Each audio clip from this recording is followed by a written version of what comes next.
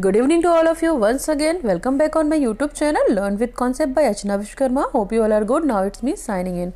Okay, as you know that हम course 2 की series को कंटिन्यू करा रहे थे, जिसमें हम यूनिट 1 डिस्कशन कर रहे थे और उनके कुछ टॉपिक्स बचे हुए थे, तो हम उनको पढ़ने की कोशिश कर रहे थे, जिसमें हम लोगों ने पढ़ा concept of education, meaning of education, definition of education, इसके अलावा नेचर ऑफ एजुकेशन पढ़ा हमने, स्कोप ऑफ एजुकेशन पढ़ा और इसके बाद हम लोगों ने एम्स ऑफ एजुकेशन पढ़ा। चलिए, आज का जो टॉपिक है, आज का भी टॉपिक उसी एजुकेशन से रिलेटेड है और यहाँ पे हम बात करेंगे फंक्शंस ऑफ एजुकेशन, यानी कि शिक्षा के कार्य, शिक्षा के क्या कार्य हैं इसके बारे में डिटेल डिस्कशन करेंगे। और ये वीडियो आपको बीएड पर्पज से भी हेल्प करेगा, आपको एमएड कर रहे हैं तो भी हेल्प करेगा, और अगर नेट एग्जाम की प्रिपरेशन कर रहे हैं या आप एमए इन एजुकेशन भी कर रहे हैं तो ये वीडियोस आपको डेफिनेटली हेल्प करेंगे। So kindly watch the every video of course 2।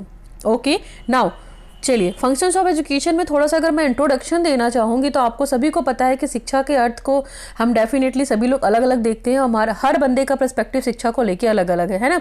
और बेसिकली शिक्षा क्या है? निरंतर चलने वाली एक प्रक्रिया है जिससे हमारा प्रोग्रेस डे बाई डे होता है ना। तो अगर हम यहाँ पे फंक्शन ऑफ एजुकेशन की बात करेंगे तो ठीक यही चीज़ फंक्शन में भी आती है कि शिक्षा के कार्य को लेकर हमेशा क्या रहा है? कंट्रोवर्सी रहा है, हमेशा मतभेद रहा है। अलग अलग साइंटिस्ट, अलग अलग विद्वान, अलग अलग एजुकेशनिस्ट जो हैं वो शिक्षा के कार्य को अपने अपने अकॉर्डिंग से ऑर्गेनाइज करते हैं और कुछ लोगों ने अपने अकॉर्डिंग क्लासिफिकेशन भी कर रखा है। तो हम ये कह सकते हैं कि शिक्षा का कार्य जो है वो फिक्स नहीं है ना। हर एजुकेशनिस्ट ने या हर शिक्षा शास्त्री ने एजुकेशन का अलग अलग कार्य बताया है। तो यहाँ पे मेरे पास कुछ क्लासिफिकेशन है, हम उनको डिस्कस करेंगे। बाकी आप अपने पर्सपेक्टिव से भी देख सकते हैं कि फंक्शंस ऑफ एजुकेशन या शिक्षा के कार्य क्या है। तो चलिए हम डिस्कस करेंगे, ठीक है, 1 बाय 1। और देखिए यहाँ पे फंक्शन ऑफ एजुकेशन में सबसे पहला फंक्शन जो दे रखा है, आप देखिए सबसे पहला फंक्शन है आपका, वेट अ मिनट, हाँ ओके, यहाँ जो मेरे क्लासिफिकेशन के अकॉर्डिंग देख सकते हैं, पहला फंक्शन है general and specific functions of education, यानी कि शिक्षा के समान एवं विशिष्ट कार्य। ओके, नंबर 2 पे दे रखा है individual and social function of education, यानी कि शिक्षा के व्यक्तिगत एवं सामाजिक कार्य। ओके, नेक्स्ट में बात करते हैं हम थर्ड वाले क्लासिफिकेशन में। तो यहाँ पे थर्ड वाले में है आपका, देख सकते हैं आप, conservative and progressive functions of education, शिक्षा के संरक्षणात्मक एवं प्रगतिशील कार्य। तो जो ये क्लासिफिकेशन है, देखिए यहाँ पे 3 क्लासिफिकेशन, आप तीनों को देख सकते हैं, ठीक है, 1 2 3। तो ये 3 क्लासिफिकेशन है।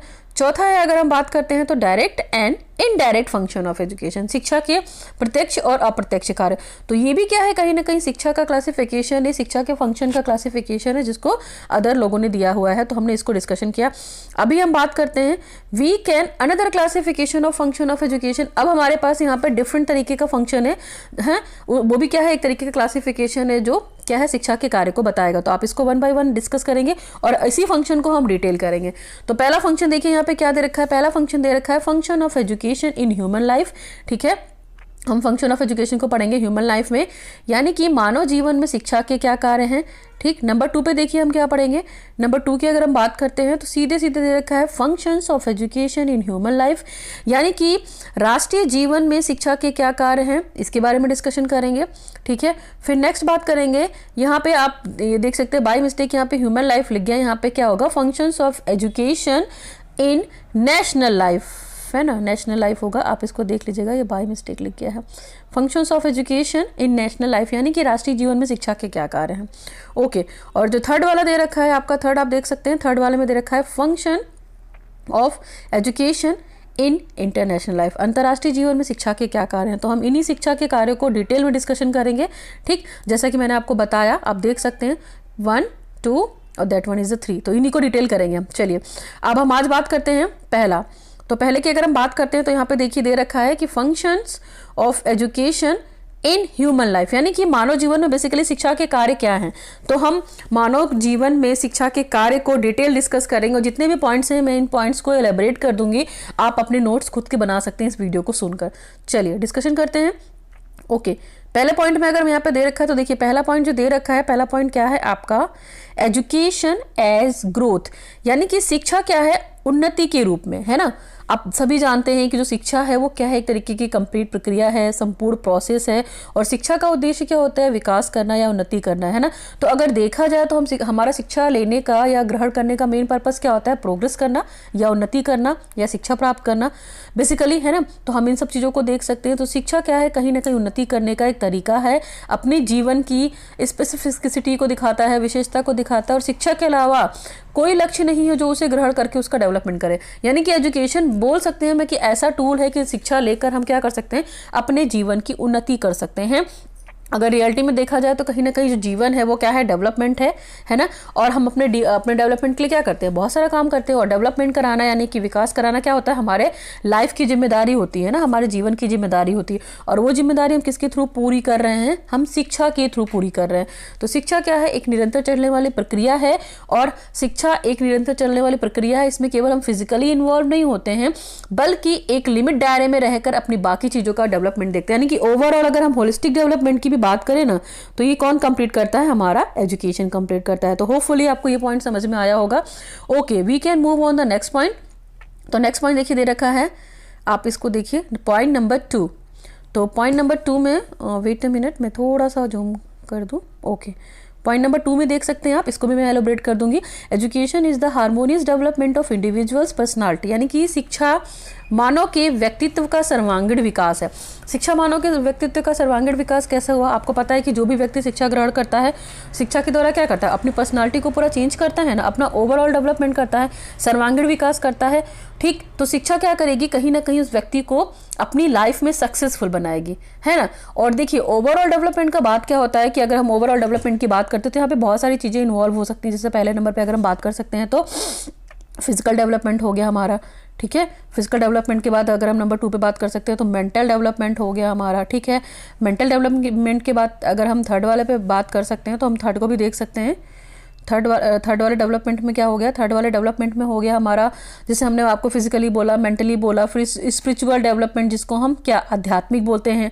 अगर हम नंबर 4 पे आ जाए तो नंबर 4 पे हम कैरेक्टर डेवलपमेंट की बात कर सकते हैं, ठीक। कैरेक्टर डेवलपमेंट के अलावा अगर हम नंबर 5 पे बात कर सकते हैं तो हमारा सोशल डेवलपमेंट। तो ये क्या है, ओवरऑल डेवलपमेंट है। शिक्षा क्या लेके चलेगी, आपके सारे ओवरऑल डेवलपमेंट को लेके चलेगी। इसी को हम बोलते हैं कि शिक्षा जो है वो क्या है, हमारा कहीं ना कहीं हार्मोनियस डेवलपमेंट करता है और हमारी पर्सनालिटी को क्या करता है, अच्छा बनाता है। यानी कि शिक्षा, और देखिए ये जो डेफिनेशन है ना कहीं गांधी जी के द्वारा बोली गई है। इसकी डेफिनेशन भी है कि गांधी जी का कहना क्या है, बेसिकली अगर मैं बोलूँ तो शिक्षा से मेरा अभिप्राय बालक के शरीर, मन व आत्मा का पूर्ण विकास है। यानी कि by education I mean an all around drawing out of the best in child and man, his body, mind and spirit. यानी कि व्यक्ति का जो व्यक्तित्व है वो संपूर्ण विकास से ही है। और वो कैसे हो सकता है, अपनी लाइफ में एजुकेशन को लेके। Okay, we can move on the next point. तो देखिए नेक्स्ट पॉइंट में यहाँ पे दे रखा है, पॉइंट नंबर 3 की बात कर रहे हैं हम यहाँ पे।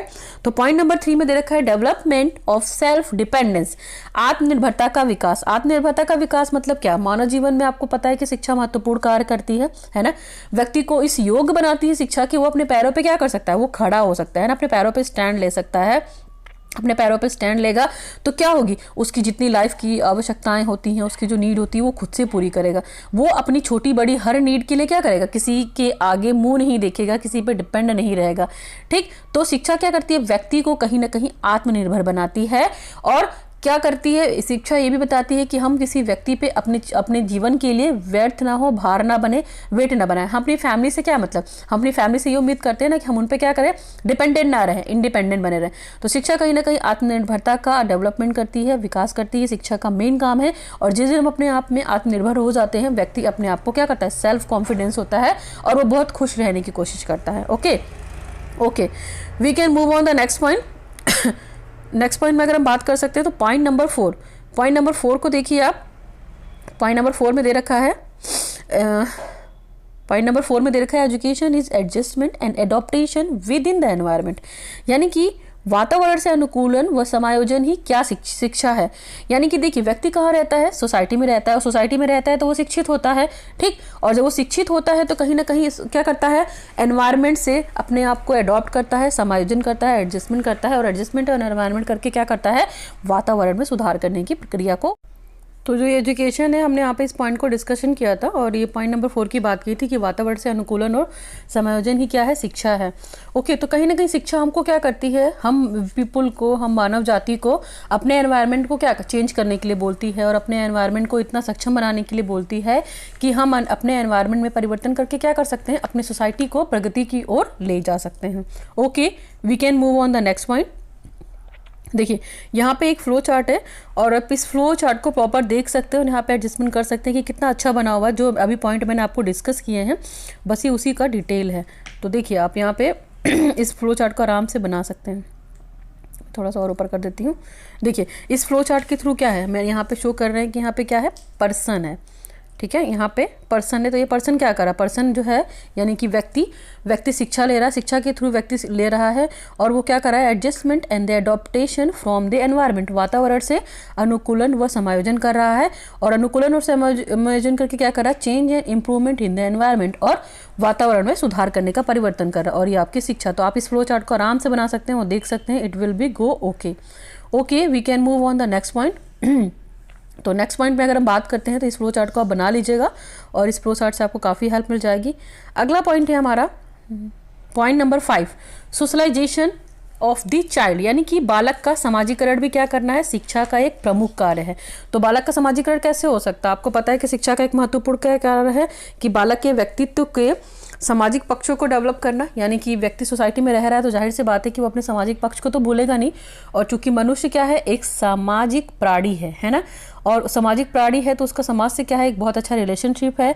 और व्यक्ति जो है वो समाज के बिना क्या है, उसका कोई अस्तित्व नहीं है ना, व्यक्ति का समाज के बिना कोई अस्तित्व नहीं है।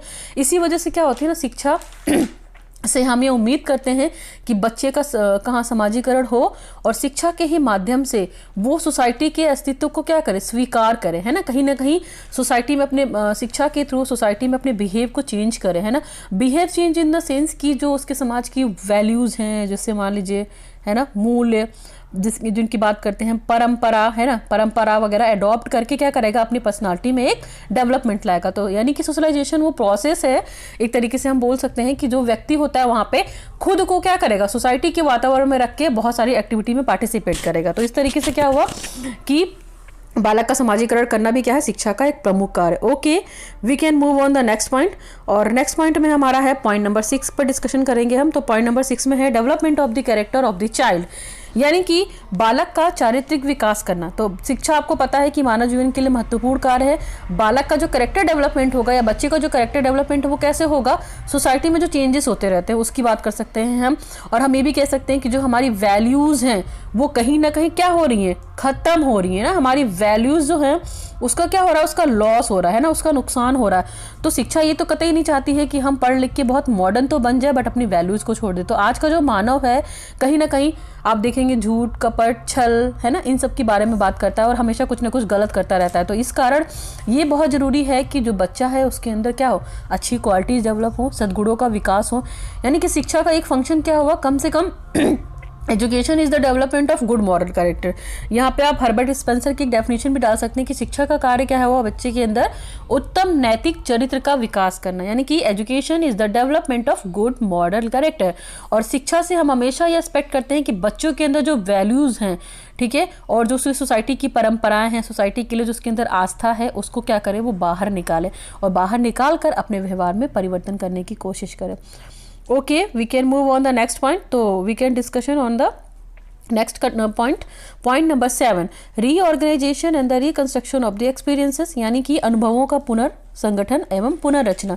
तो यहाँ पे हम क्या बात कर सकते हैं कि शिक्षा जो है वो क्या है, लाइफ है ना, और हमको जो लाइफ होती है वो बहुत सारे एक्सपीरियंसेस देती है ना, हमको बहुत सारे अनुभव देती है। और अनुभव जो होते हैं वो कहीं ना कहीं हमारी लाइफ को क्या करते हैं, बहुत इफेक्ट करते हैं, है ना, प्रभावित करते हैं। हम इसकी भी बात कर सकते हैं, ठीक।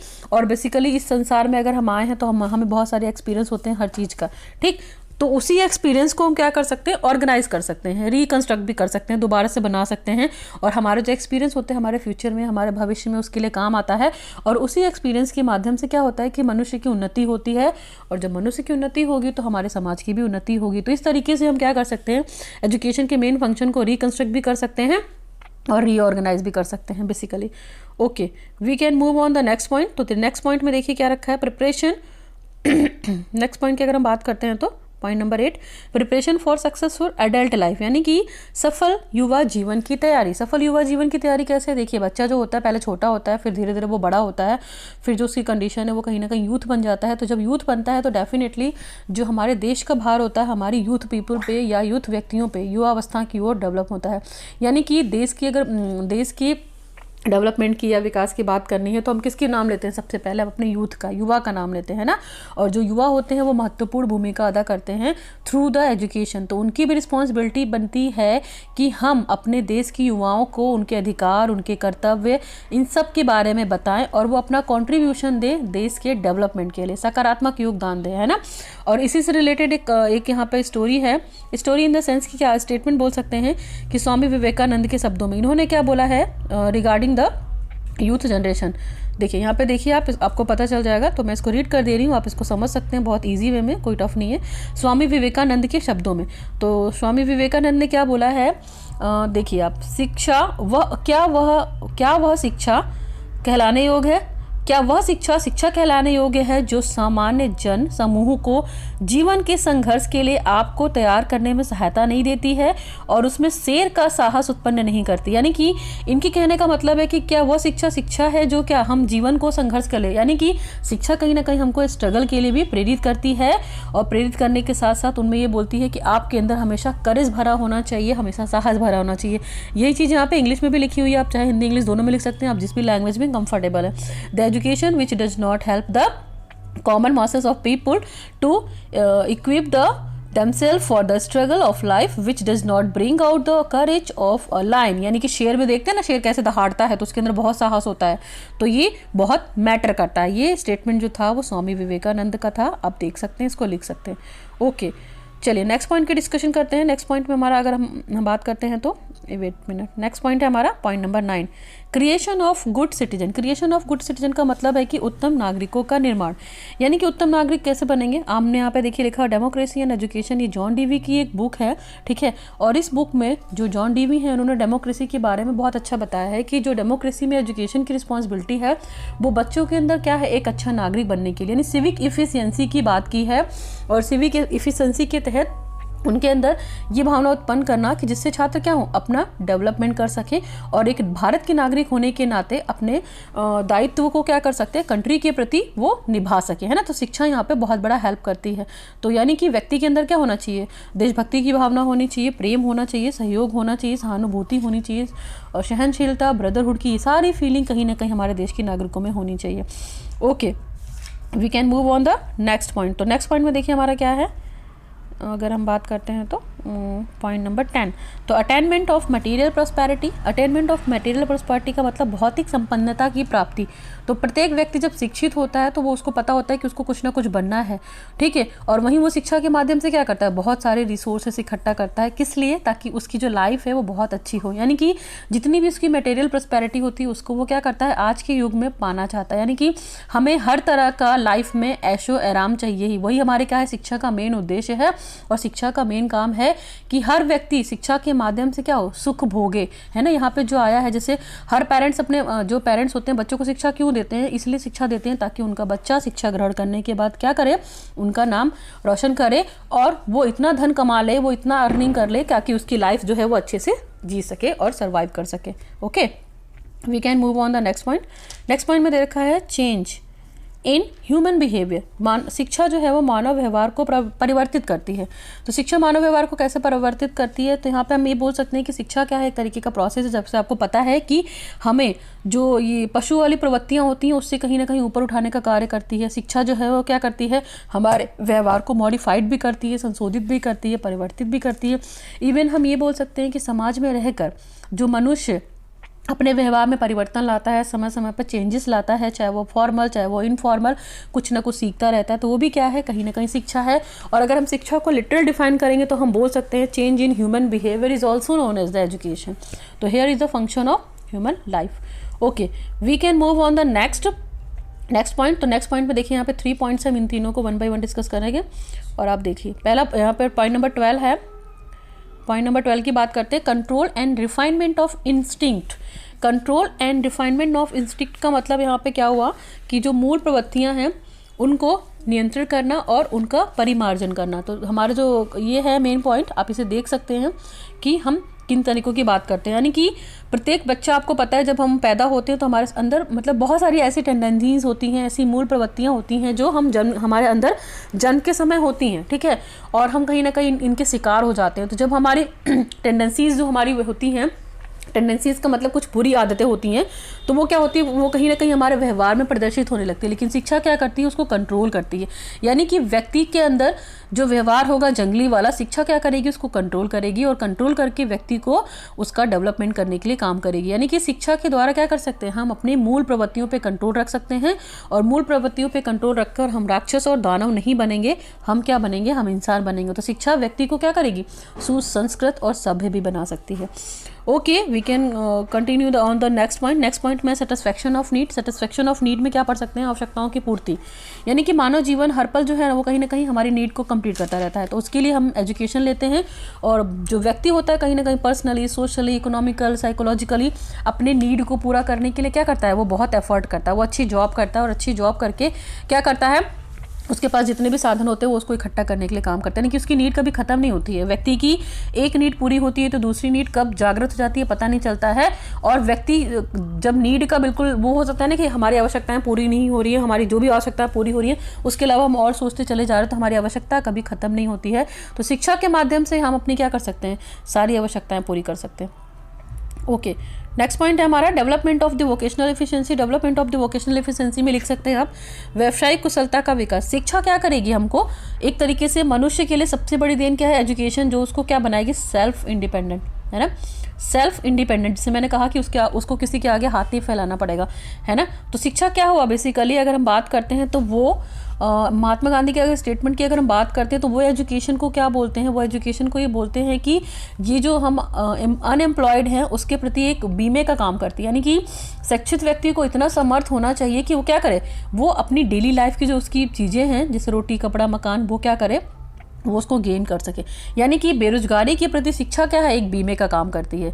यानी कि एक शिक्षित व्यक्ति क्या कर सकता है, वो सारी चीज़ें गेन कर सकता है जो उसको लाइफ को जीने के लिए चाहिए, है ना। और जो उसकी आवश्यकताएं होती हैं, चाहे वो इकोनॉमिकल आवश्यकता हो यानी आर्थिक पूर्ति हो, आर्थिक चीज़ों के लिए किसी पर डिपेंडेंट ना रहे, है ना, अपने विचारों के लिए किसी पर डिपेंडेंट ना रहे। वो अगर वो पढ़ा लिखा है व्यक्ति तो खुद से क्या करेगा, अपनी चीज़ों को कंप्लीट करेगा और खुद पे क्या करेगा, वो निर्भर रहेगा, वो दूसरों पर निर्भर नहीं रहेगा।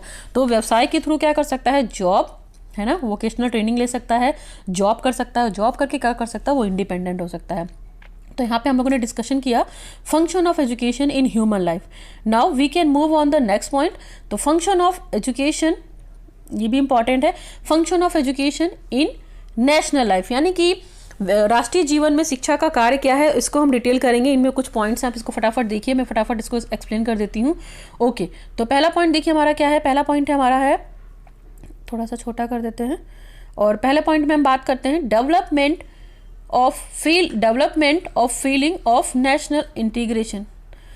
Development of feeling of national integration. तो नेशनल इंटीग्रेशन में मतलब राष्ट्रीय एकता की भावना का विकास। तो देखिए आप सभी को पता है, जिसको न निज धर्म निज देश पर अभिमान है, वह नर नहीं, वह नर पशु निरा मृतक समान है।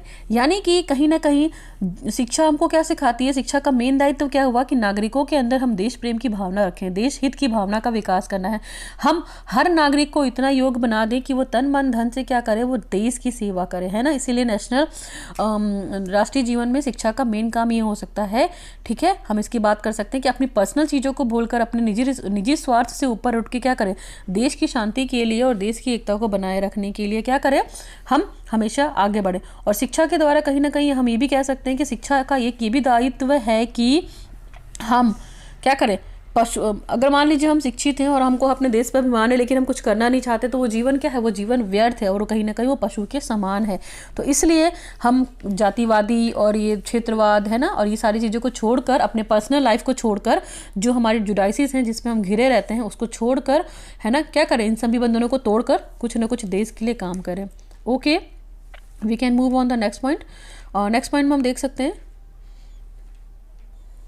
नेक्स्ट पॉइंट में यहाँ पे 3 पॉइंट्स हैं और इन तीनों पॉइंट को हम 1 बाय 1 डिस्कस करेंगे। तो पहला पॉइंट देखिए आप यहाँ पे, पॉइंट नंबर 12 है, 2 है ये, ठीक है। तो पॉइंट नंबर 2 में अगर हमने बात की है तो डेवलपमेंट ऑफ इमोशनल इंटीग्रेशन, यानी कि भावात्मक एकता का विकास। तो देखिए फीलिंग का मतलब क्या होता है, इमोशन हमारे, है ना। तो जिसमें प्रेम आ गया, आपका दया आ गया, आपकी सहानुभूति आ गई, करुणा आ गई। तो जो राष्ट्रीय एकता है ना, उसको क्या कर सकते हैं, अपने फीलिंग के थ्रू बता सकते हैं, है ना।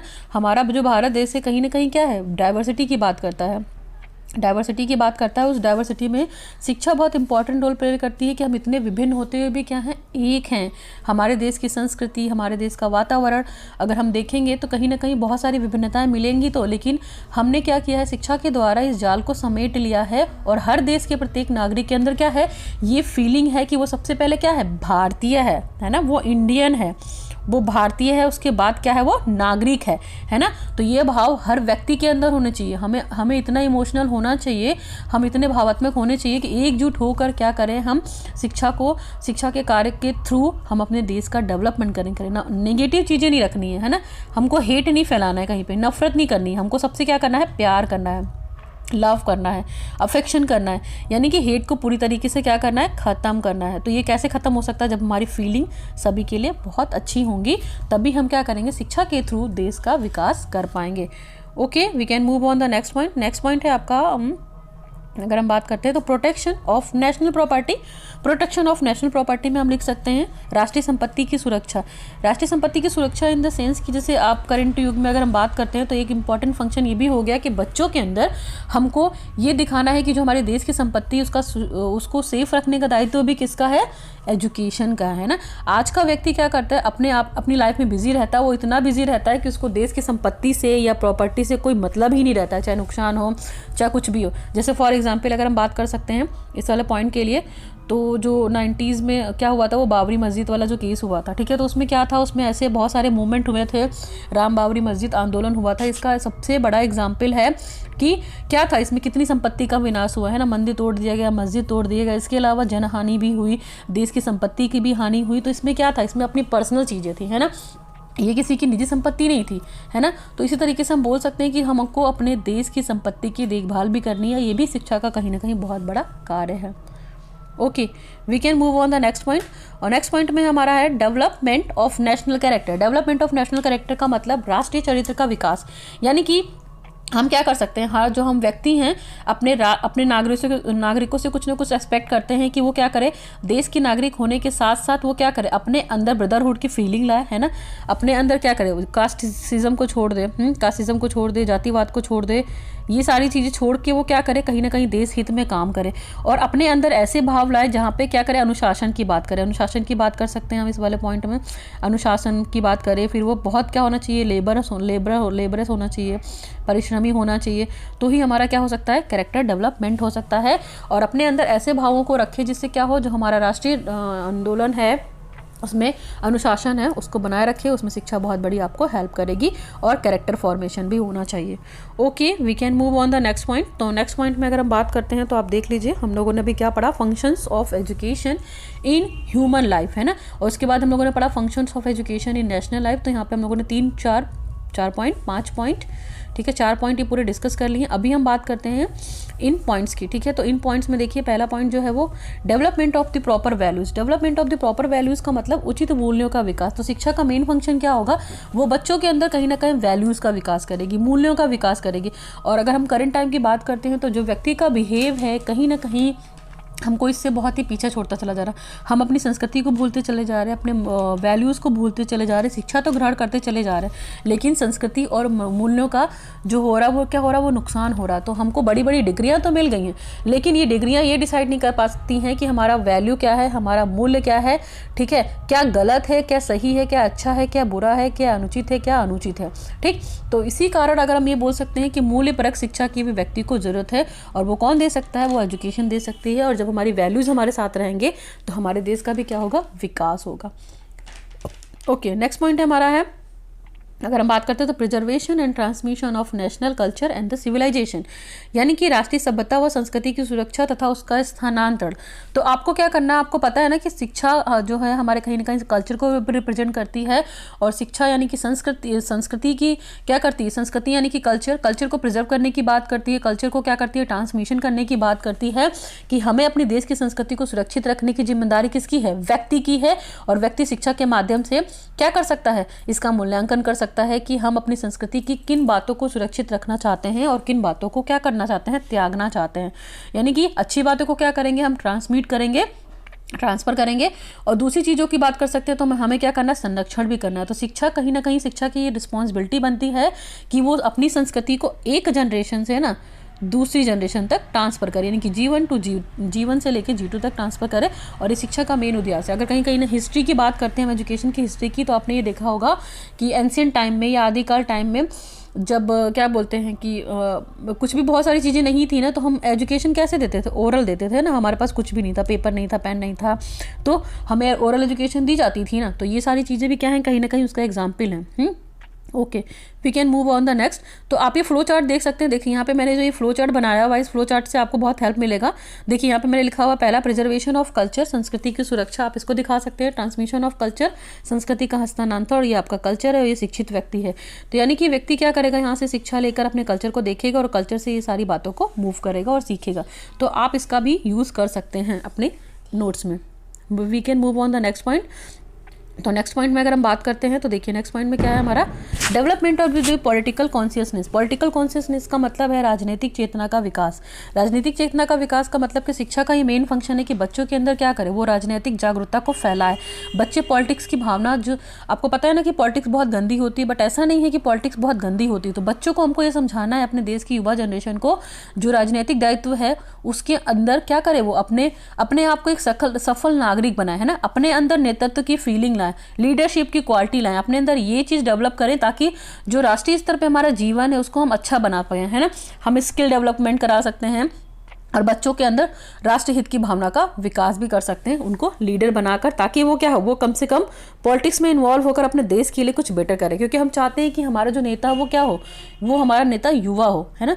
यूथ होगा तो वो क्या करेगा, वो युवाओं के लिए काम करेगा। और देखिए जो हमारा पूरा देश है कहीं ना कहीं युवाओं से भरा पड़ा हुआ है। Okay, we can move on the next point. Next point में बात करते हैं development of science and technology. तो development of science and technology में विज्ञान एवं तकनीकी चेतना का विकास। तो इसमें हम बात कर सकते हैं कि आप अच्छे से जानते हैं कि आज का जो युग है वो कहीं ना कहीं हमारे देश की प्रोग्रेस किस पर डिपेंड करती है, साइंस एंड टेक्नोलॉजी पे, ठीक। और कहीं ना कहीं जो साधन है और जो डेवलपमेंट है वो आविष्कार है, यानी कि जननी है, आवश्यकता ही आविष्कार की जननी है। तो जैसे जैसे चीज़ों की आवश्यकता पड़ती है वैसे वैसे डिस्कवरी, रिसर्चेस होती रहती हैं। हमें अपने बच्चों को एजुकेशन के माध्यम से विज्ञान के प्रति इंटरेस्ट जगाना है ना। उनको समझाना है कि साइंस कितनी ज़रूरी है। हमें अंधविश्वास से दूर करता है, कौन दूर करता है, हमारी साइंटिफिक एटीट्यूड, यानी कि वैज्ञानिक दृष्टिकोण का विकास करना है बच्चों के अंदर। जो रिसर्चेस हो रही हैं, जो आविष्कार हो रही है, उनको एक्सेप्ट करना है और अपना पॉजिटिव कंट्रीब्यूशन देना है, कहाँ पे, अपने देश के योगदान के लिए या देश के विकास के लिए, ठीक है। Okay, we can move on the next point. और नेक्स्ट पॉइंट में है हमारा, हम देख सकते हैं नेक्स्ट पॉइंट की बात करते हैं तो यहाँ पे प्रमोशन ऑफ सोशल इफिशिएंसी है। तो प्रमोशन ऑफ सोशल इफिशिएंसी में सामाजिक कुशलता की उन्नति। सामाजिक कुशलता की उन्नति का मतलब है कि जो व्यक्ति है, जो बच्चा है, जो छात्र है, उसके अंदर सामाजिक कुशलता की भावना का विकास करना भी शिक्षा का एक प्रमुख कार्य है ना। और छात्रों को हमको इस योग्य बनाना है कि क्या करे, वो देश पे भार ना हो, वो इंडिपेंडेंट हो, है ना। और अपना जो कॉन्ट्रीब्यूशन दे वो क्या करे, देश की उन्नति में दे, है ना। जैसे हम डीवी की बात करते हैं, जॉन डीवी की, तो जॉन डीवी का ये कहना है कि बच्चे को हमेशा हमको क्या करना है, ऐसा नागरिक बनाना है कि वो इकोनॉमिकल पर्सपेक्टिव से क्या हो, किसी पे भी डिपेंड ना रहे, है ना। हम यहाँ पे बात कर सकते हैं, तो यहाँ पे वो अपनी स्किल डेवलपमेंट कर सकता है, इनकी बात कर सकते हैं। Okay, we can move on the next point. Training for the skilled labour, यानी कि कुशल श्रमिकों को प्रशिक्षित करना। कुशल श्रमिकों को प्रशिक्षित करने का मतलब, आज का जो युग है वो इंडस्ट्रियलाइजेशन है। आपको पता है बहुत बड़ी बड़ी इंडस्ट्रियां बहुत तेज़ी से ग्रो कर रही हैं, तो इसके पीछे भी क्या है, कहीं ना कहीं वो ट्रेंड लेबर्स हैं, है ना, कुशल प्रशिक्षक हैं, जिनकी क्या होती है, हमको नीड होती है। तो ये हम एक ट्रेनिंग के माध्यम से पूरा कर सकते हैं। और ट्रेनिंग के माध्यम से पूरा करेंगे तो क्या करेंगे, हमको जब ट्रेनिंग दी जाएगी तो हम अपने काम में क्या हो जाएंगे, परफेक्ट हो जाएंगे। और परफेक्ट हो जाएंगे तो जाहिर सी बात है कि हम चीज़ों को बहुत अच्छे से कर सकते हैं, इंटरेस्ट के साथ कर सकते हैं। और जब हम इंटरेस्ट के साथ करेंगे तो हमारे देश का भी प्रोग्रेस होगा, हमारे राष्ट्र का भी प्रोग्रेस होगा, और अपने लाइफ स्टैंडर्ड को हम थोड़ा सा ऊपर उठा सकते हैं।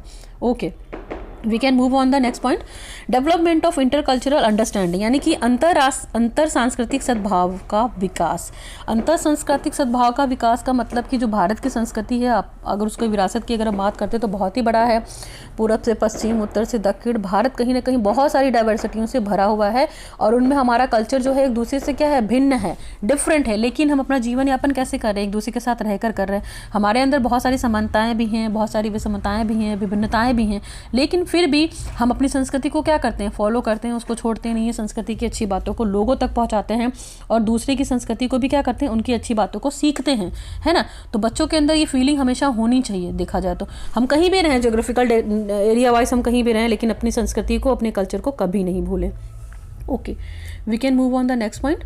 और नेक्स्ट पॉइंट में हम बात करते हैं तीसरे फंक्शन की। अभी तक हम लोगों ने पढ़ा है function of education in national life, इससे पहले हम लोगों ने पढ़ा function of education in human life. अभी हम बात करते हैं function of education in international life, यानी कि अंतर्राष्ट्रीय जीवन में शिक्षा के कार्य क्या हैं। तो हम इनकी बात करते हैं। तो इनमें हम बहुत सारे पॉइंट्स को देखेंगे, आप देखिए। ओके, यहाँ पे 3 पॉइंट शो हो रहे हैं, आप पहले 2 पॉइंट देखिए।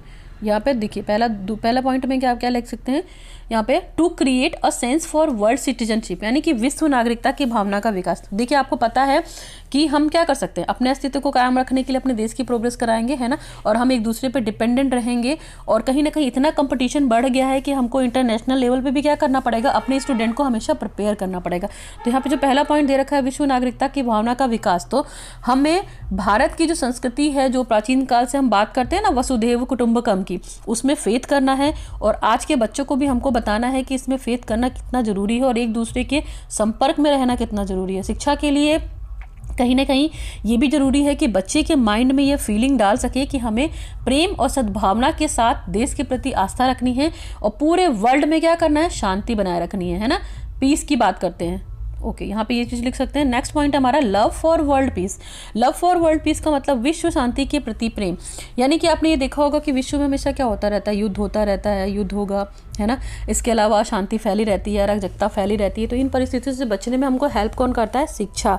और ये भारत के प्रत्येक व्यक्ति का दायित्व है, प्रत्येक नागरिक का दायित्व है कि वह शिक्षा के माध्यम से इन सब चीज़ों में क्या करे, अपनी आस्था को बनाए। हमको युद्ध को क्या करना है, हटाना है, युद्ध नहीं करना है, हमें लोगों के साथ शांतिपूर्वक तरीके से रहना है और विश्व शांति की जो आस्था है उसमें फेथ करना है ना।